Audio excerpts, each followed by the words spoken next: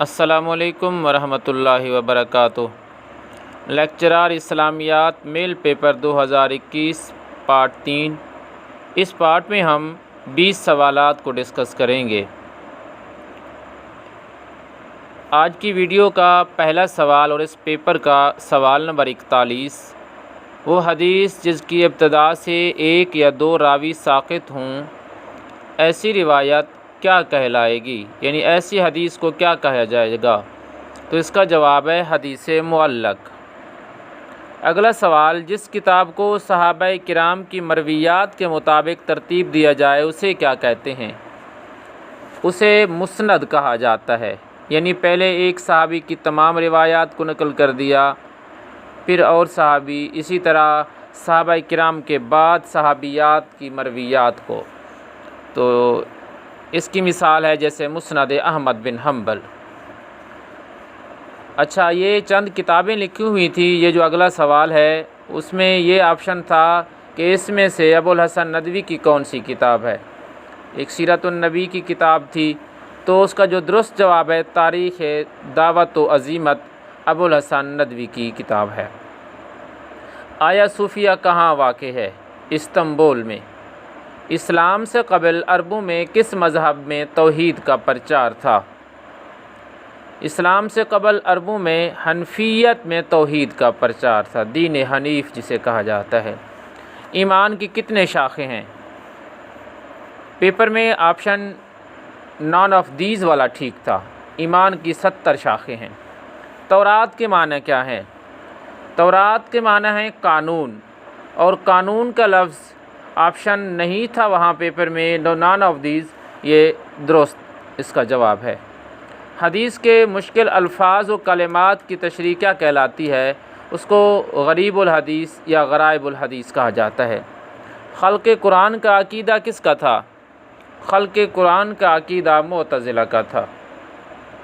سوال نمبر 50، الجامع المسند الصحیح المختصر من امور رسول اللہ صلی اللہ علیہ وسلم و سننہ و ایامہ، یہ مکمل نام کس کتاب کا ہے؟ تو صحیح بخاری کا یہ مکمل نام ہے۔ صحیح بخاری کی شرح عمدۃ القاری کے مصنف کون ہیں؟ سوال نمبر 51، تو اس کا جواب ہے علامہ بدر الدین عینی۔ اگلا سوال ہے، قحط کے دنوں میں امیروں پر جو ٹیکس لگایا جاتا ہے اسے کیا کہا جاتا ہے؟ اسے ضرائب کہا جاتا ہے۔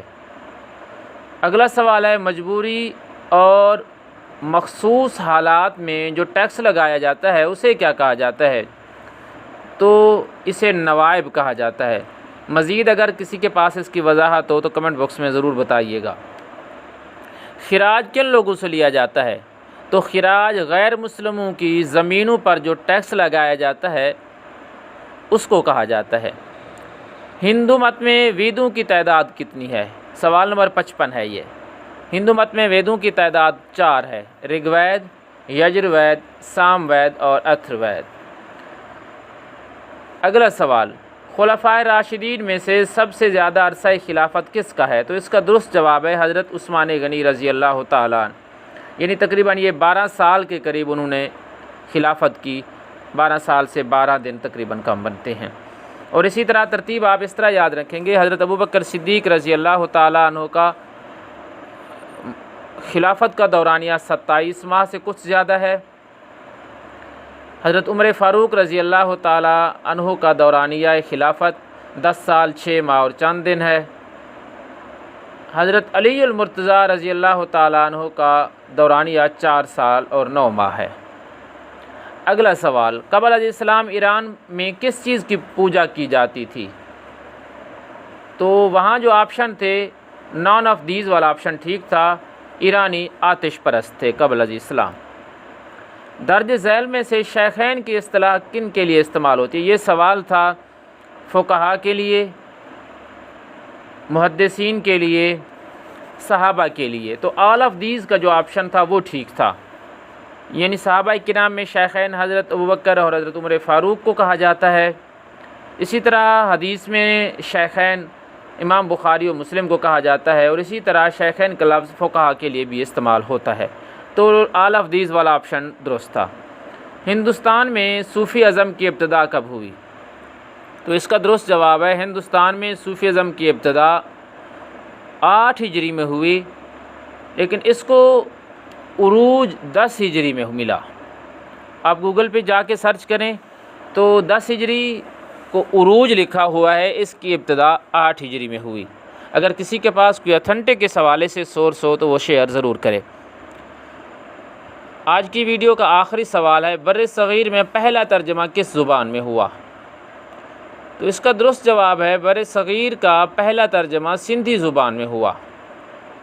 یہ ترجمہ 270 ہجری بمطابق 884 عیسوی میں راجہ الور نے اخوند عزیز اللہ سے کرایا تھا۔